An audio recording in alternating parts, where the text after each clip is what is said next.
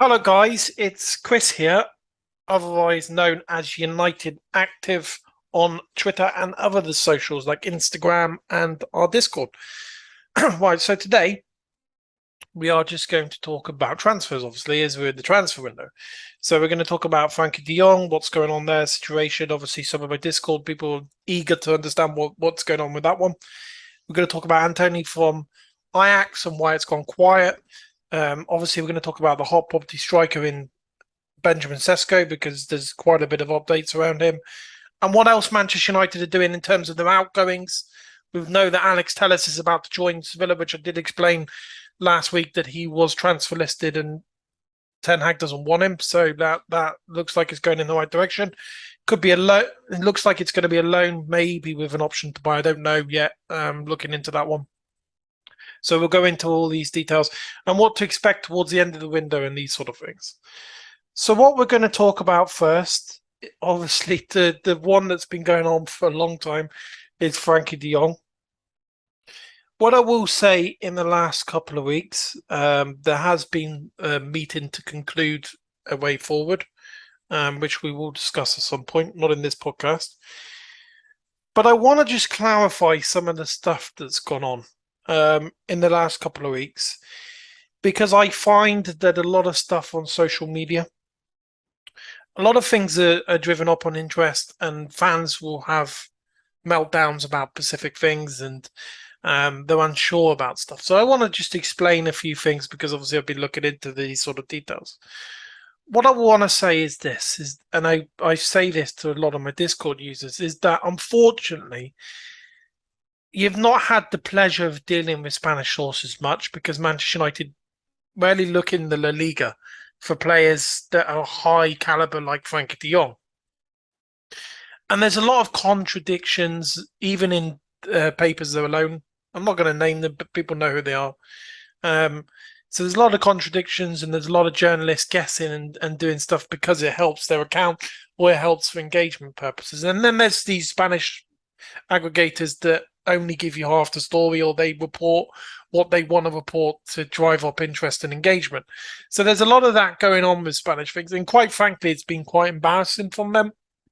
And there's a lot of people that should take reflection of what they've been doing, and look back and actually say why they got into journalism in the first place, because some of the stuff is just embarrassing. What I want to say is this, is that some people are saying that Frenkie de Jong doesn't want to go to Manchester United. Look, guys, okay, I don't know how many times I need to say this, but Manchester United are not going to chase a player for 4 or 5 months if he didn't want to join. Now, Ten Hag has spoken to Frenkie de Jong on several occasions, and there has been that form of indication. We have to understand is this deal was never easy, or it's never been easy, or it just wouldn't be easy to do. So there are complications that have stopped it from happening at this point. And we are going to talk a little bit about why that's happened and what's going on.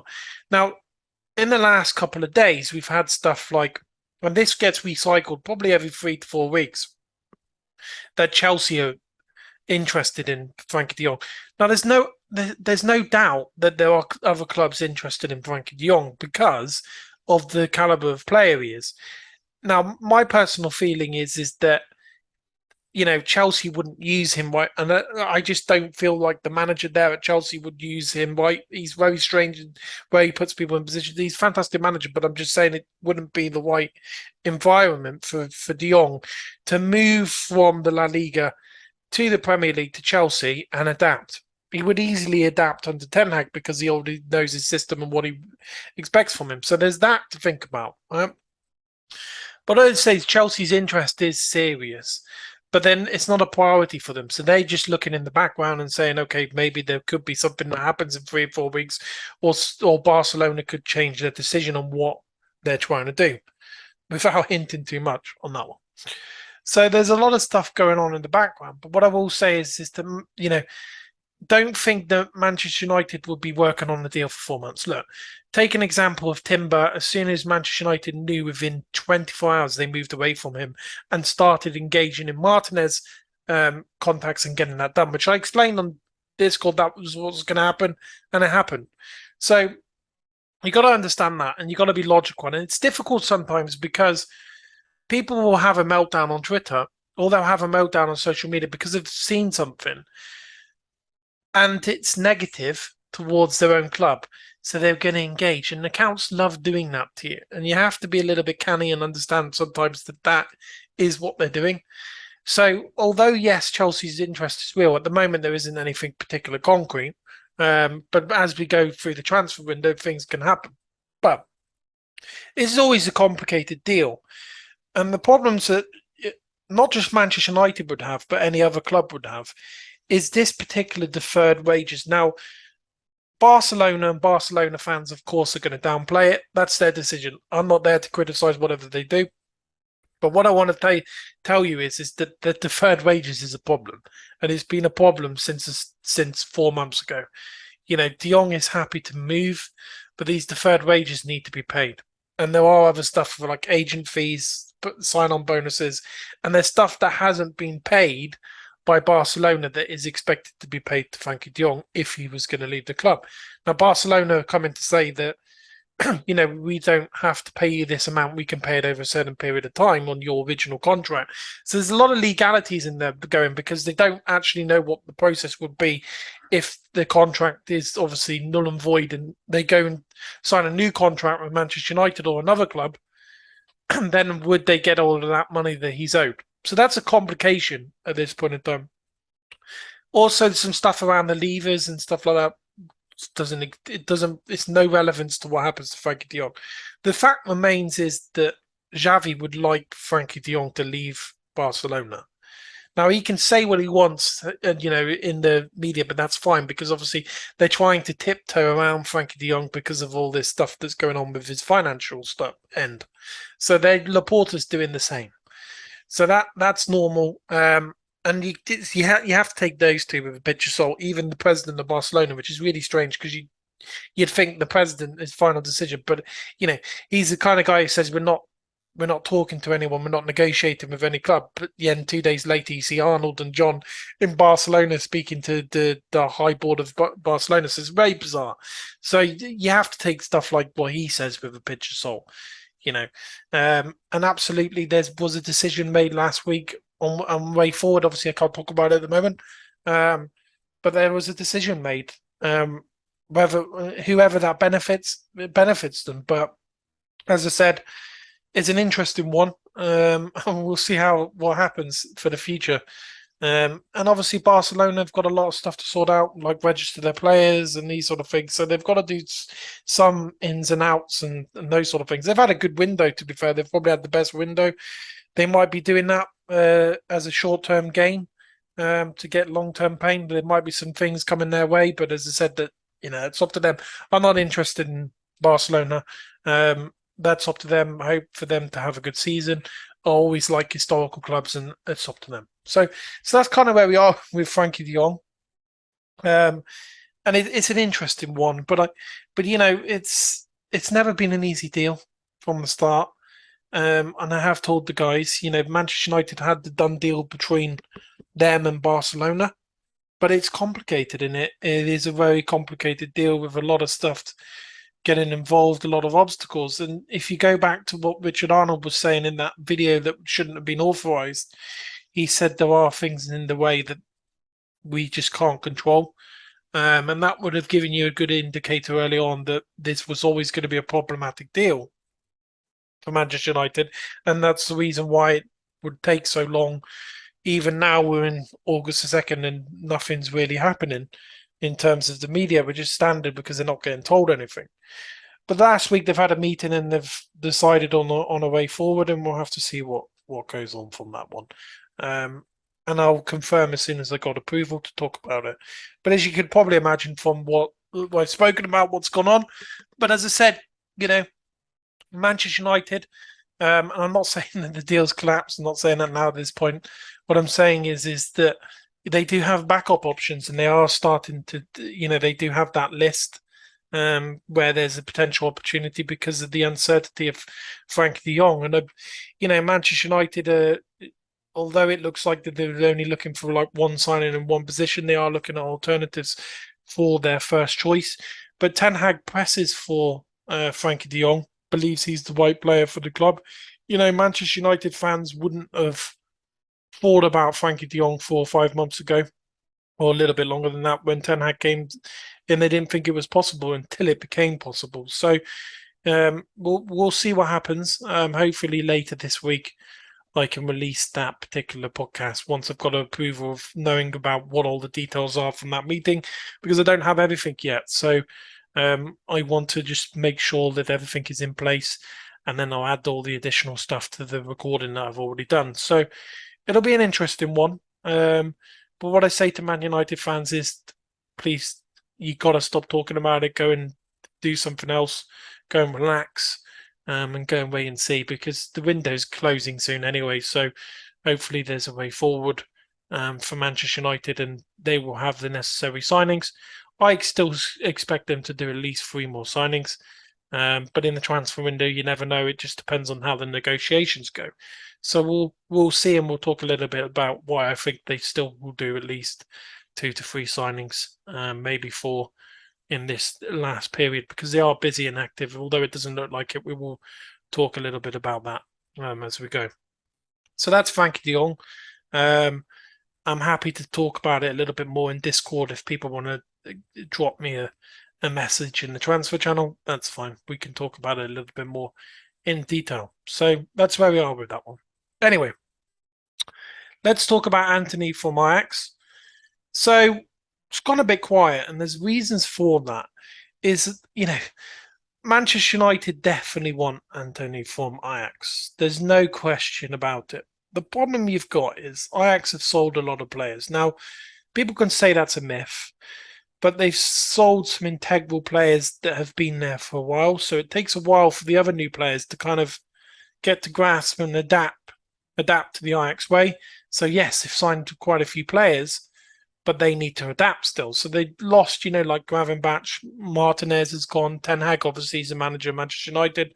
Martinez is at Manchester United, their player of the year.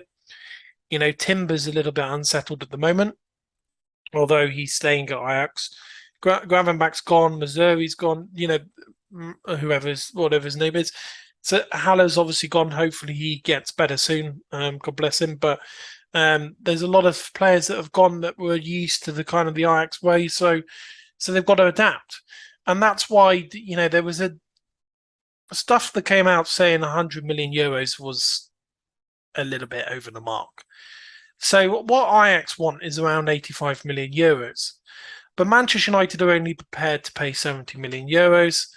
The player does want to leave Ajax, and he does want to join Manchester United, but he's also super respectful to Ajax board and how they've got him to where he is, into his profile, because he is going to get a big move eventually. Now, whether that happens this window, I'm not sure, because Manchester United have now started to engage, talks with potential alternatives, which I'm trying to find out who they are, and hopefully there's some good talent there. So, but that could be their way of saying we're not interested anymore, and Antony pushes to the board of Ajax to say, look, I want to move to Manchester United, or do a similar thing to what Lisandro Martinez did without putting in an official transfer request, which is something that Man United wouldn't want to do because of the relationship they have with Ajax and Manchester, between the clubs. So a lot of that going on at the moment, but Man United would only want to pay 55 million euros plus 15 million add-ons, but Ajax are not interested, so there's quite a bit of a gap in terms of the valuation. Now, things could change. Do I expect them to change? Probably not. It seems very much like a Sancho thing in 2020, where a little bit less noise. Although Frenkie de Jong's a little bit similar, but a little bit less noise, where Man United kind of don't say that they've given up on the deal until they've obviously found an alternative, which they might do, and then try and sign him next year. It could be a case that they do that, because didn't done on the groundwork with Sancho similar to that, and then it was fairly easy to sign him the following season.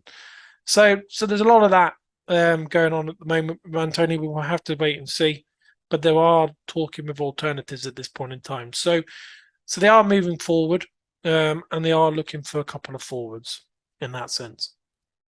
So that's it where we are. It's straight and simple.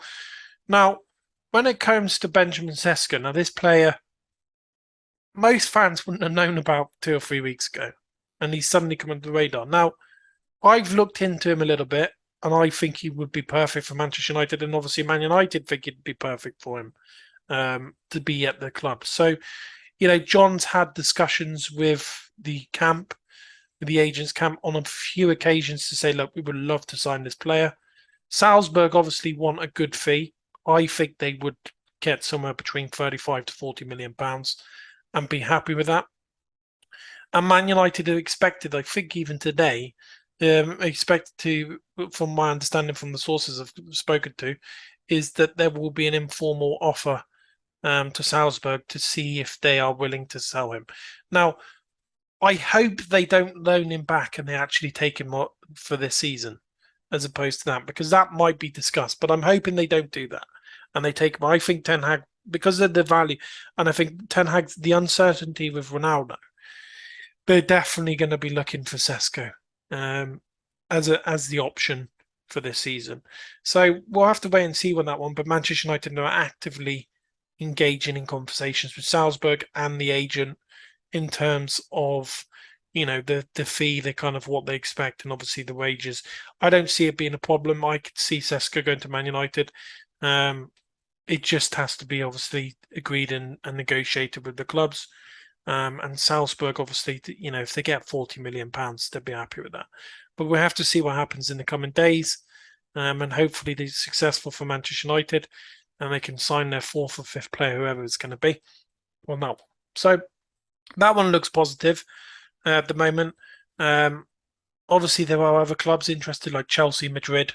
Bayern Munich are not interested. Borussia Dortmund are, I believe, because of Haller, but I can see him wanting to come to the Premier League and prove himself, especially now you've got the likes of Nunez and Haaland, players that, top strikers, young prospects for the future. Now at the Premier League, he would probably thrive, do the same. So be an interesting time for him if he makes that move. I think he would slot nicely into the Manchester United attack. So that is what they're looking for. Now we talk about them. They are looking for two forwards. Manchester United are talking and actively speaking to a lot of players in the forward position at this point in time. But they're just being quiet about it, guys. And that's why you get a lot of journalists guessing about Manchester United and putting out fake news or just guessing what's going on. So that's why they've been a little bit quieter and a little bit canny in terms of the transfers and those sort of things. Similar to Christian Eriksen, that came out of the blue, and they were trying to actively engage to sign him on a free transfer, and they perfectly got it. Someone put out a ridiculous article saying he wasn't needed. It's just this is what I mean by the journalists this year. They're starving for news, and obviously in Manchester United they're keeping quiet, and they're actually banning certain lines of communication to certain people that are sort of not respectful to the club. So a lot of stuff going on with Manchester United, and a lot of changes, and they expected to make new staff announcements shortly behind the scenes and those sort of things. There's a lot of stuff going on at Manchester United right now. Now, when it comes to the defence, because obviously Man United, Alex Telles is leaving. I think it's going to be a loan, although it should be permanent because he's useless. He's not been good for Manchester United. Was rated one of the best left backs in the world. But again, this is the hype sometimes with them. Didn't work out. Don't expect him to come back to Manchester United anytime soon. So Alex Telles is off. I could see Wan-Bissaka is very difficult to get him on at the moment. But Man United are negotiating his exit and trying to speak to a few clubs to say, look, would you like him? We'll sell him for this price. Now, if Wan-Bissaka leaves, Man United will target a top right back. And there's a couple of them ones they're looking at the moment. Obviously, Denzel Dumfries looks like he's staying at Inter Milan, but Man United might test the waters, although Chelsea are doing that at the moment, so they would have to be pretty quick. So there are a few things, and we will talk. Those names are being discussed in the podcast this week coming up. Excuse me, sorry. So there's a lot of stuff going on with that one, and there are some more stuff. But I also expect Manchester United to be looking at a centre defence midfielder if they can get one. But again, guys, it has to be the right profile. So Man United are not signing players for the sake of it. They did this for the last few seasons where they've signed players for the sake of it, and it hasn't worked out. So they no longer want to do that. So there's a lot of stuff going on with that behind the scenes at the moment with Manchester United, and hopefully that just clarifies where we are in terms of transfers and what to expect for the future. What I will say is this: is Manchester United are extremely active in the market. They're, I would say they're very active in the market. They are looking at stuff and they are looking at alternatives to many of their targets, and they are trying to get deals done. And I believe that they will make the necessary signings for Ten Hag before the window shuts. I haven't heard anything negative in terms of not being able to sign the players. Man United have insisted they will continue to back Ten Hag in this market, although they've only spent around 50 million, 60 million euros so far, which is, they need to spend a little bit more than that. So there's a lot of stuff going on behind the scenes for Manchester United, and they do have the money to spend, but it has to be on the right profile. Otherwise, they will not sign those particular players. And, people can moan about it, but as I said, it is Ten Hag's decision. He is in control of who he wants, and they don't dictate what player comes and what doesn't. So that's where we are with everything else. We are going to talk about one more thing. Talk about Cristiano Ronaldo. Being a bit of a nuisance, really, this one, because it's an unnecessary news story. And there's a lot of stuff, again, contradictive, because people are trying to keep it close. Now, Ronaldo wants to leave Manchester United. It's incredibly clear to anyone that's still unsure about that. Ronaldo wants to leave Manchester United. Now, there are multiple reasons for that one. Ronaldo is Champions League. He wants to play Champions League. All right. And he's notified the club about that. But he's also got some personal issues going on that he doesn't feel like he needs to stay in Manchester for it. So there's a lot of stuff going on. We don't know what they are, but there are a lot of things going on with Manchester United. And Ronaldo, is probably one of the best. He's in the top 3 or 4 players that's ever graced the game, in my opinion, for what he's done. And I respect him for that. But Manchester United are in a new era now. So they have to take stock, and this week they take stock of what they need to resolve Ronaldo's future and say, look, what's going to happen from here? Although they keep saying that Ronaldo's not for sale, there is some now element of a little bit of ease to say, yeah, okay, we might sell you. I don't see him going to Chelsea unless they pay ridiculous money, or Ronaldo terminates his contract and Man United are able to invest in another forward, so they have at least 2, which is what they're still looking for. So, but there are other clubs that could go for him. Sporting Lisbon, I've heard that might happen again. But again, there isn't anything concrete. So there's a lot of stuff going on at the moment. Ronaldo could stay at Manchester United because there are clubs that are not advancing on him or feel like at his age now, it's not profitable for them to pay the high wages. The clubs are looking forward for new players for the future. And Ronaldo has to accept the fact that happens to every player. So it is what it is. And I think Ronaldo comes to that similar. You can see from his mood that some of the reality is starting to hit from his point of view. So, but Ronaldo's a fantastic player, don't get me wrong. But as I said, for Ten Hag, it's probably suit him now to not have Ronaldo in the squad. I know Ronaldo's fantastic and he can do great things. Don't get me wrong, I'm not disregarding Ronaldo. I'm just saying at this point in time, because of the pre-season and obviously, with Martial, Sancho and Rashford being the front 3, he would want to get someone like Sesko in, or a new striker, or an additional forward in the winger, and build the way that squad's going and make sure that they sort of gel. Whereas if you put Ronaldo in the mix now, it might cause further issues for Martial in the future, because he can have a good season. And he's someone who deals with confidence. He plays on confidence and those sort of things. So if he's not playing a lot because of Ronaldo, it could cause issues and sort of derail his season. So there are a lot of things to think about in that sense. But I, can't rule out Ronaldo leaving at this point in time. I can't say categorically 100% that he's going to stay at Man United. So we have to see what happens with that one. It could drag on for another couple of weeks, yeah. Hopefully, when there's some news around Ronaldo wanting a new club before Brighton. I think that's a little bit optimistic, but Ronaldo's got one of the best agents in the world, Mendes, who could find him a club quite easily, but he's struggling at the moment. So there's a lot of stuff going on at the moment, and we'll have to see what happens with that one. But I appreciate you guys today. Hopefully that clarifies a little bit of what's going on. Please try not to panic about things. It's out of your control. Enjoy your life. Let's see what happens with Manchester United towards the end of the window. But I'm still confident that they are going to do some fantastic signings. And obviously, I'm waiting to release the big podcast in the coming week. And I will have a meeting tomorrow to discuss, if I can, talk about some of the contents of the details. I don't know the full end of the details of what that meeting's taken place. I am getting all that information at the moment, but that's one of the reasons why I can't release it, because I need to understand the full decision of what's gone on with Frenkie de Jong. I've got some things, but I am going to go through that in detail. Hopefully, I'm thinking Saturday is probably when I could potentially do it, because I'm having a meeting tomorrow, and then I have to make sure that everything's in place. It's going to take a little bit of time. But I appreciate you guys today.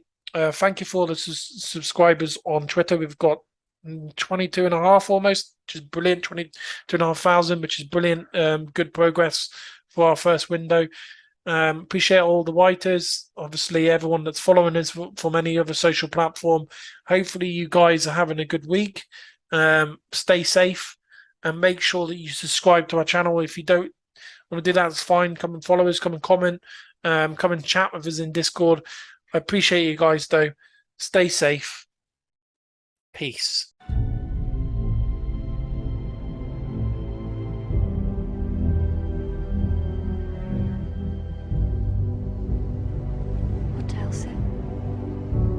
We'll be landing in Los Angeles in about 20 minutes.